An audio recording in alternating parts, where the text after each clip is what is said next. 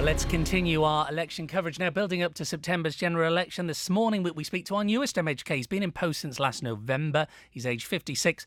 Good morning, East Douglas member Jon Joughin. Good morning, James. Tell me, Mr. Joughin, it's always difficult to make your mark in a short time frame, but you need to, given the timescale. So what have you achieved over the past 8 months? I think the most important thing I didn't want to go showboating. I didn't want to pick up on the highlights and sort of make a name for myself. The most important thing I did was go around the departments and make sure I got to meet everybody and see how the whole system worked.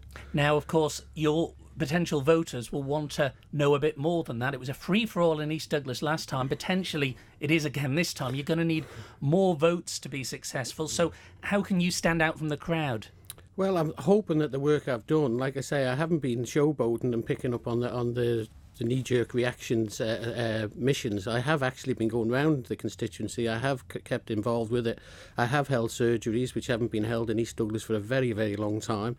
And I've been doing them sort of bi-monthly. And what have you been hearing from those surgeries? Well, they do appreciate it. They really do appreciate it. Cause they like to be able to come and see me. And I must thank the Methodist Church on Loch Promenade for making that facility available for me. Are you on the electoral register now? Because I know you had to. This all came about because you had to stand down from the council to stand for keys. Yes, I'm definitely on the electoral register. Because obviously you're asking people who need to be on the register to vote for you. You joined the Department of Home Affairs within a month or so of being elected. Law and order, you're happy with that in the capital? Yeah, well, law and order, well, I think you can't not be happy with it, can you? You know, the lowest crime figures since the 1970s, I think, you know, and it's not because of me, I can assure you, it's because of the hard work of all the police and that they put into it, especially Gary Roberts. Have you got any long-term parking solutions for your constituency? Because they are desperately needed. I've dealt with some of the parking difficulties on the promenade and that, especially around by Spectrum Apartments and that. Hopefully I've helped them out a little bit around there. Any solutions? Well, the long-term solution is to build a car park. And, you know, when we were in the corporation, we had the money ready to build a car park, but it was scuppered because they had other plans for that site. Two developments that was so close to getting done, and I think hopefully we'll get them done in the new administration. What ideas have you got yourself to expand the economy, to safeguard public services?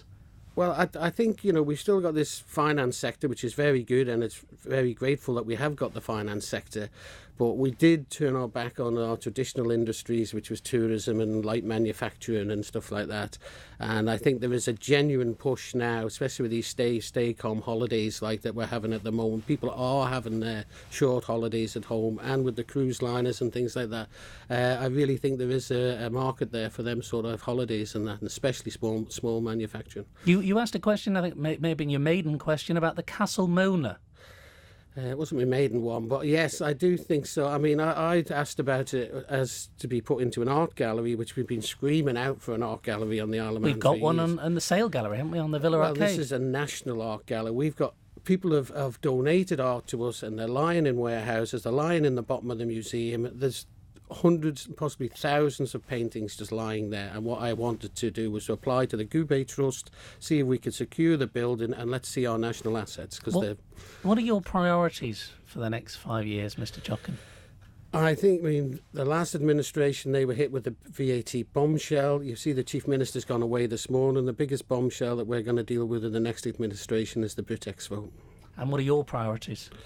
My priorities are to represent the people of East Douglas to the best as I possibly can, keep in touch with them, which I've been trying to do very much so, and the next thing is to grow the economy. And just finally, how can you do that? What can you achieve for them? Well, I think that they need to think about what I have to offer for them, and what I have to offer them is sort of 20 years government service, through the unions or through the corporation or through the government. I've always been a public servant.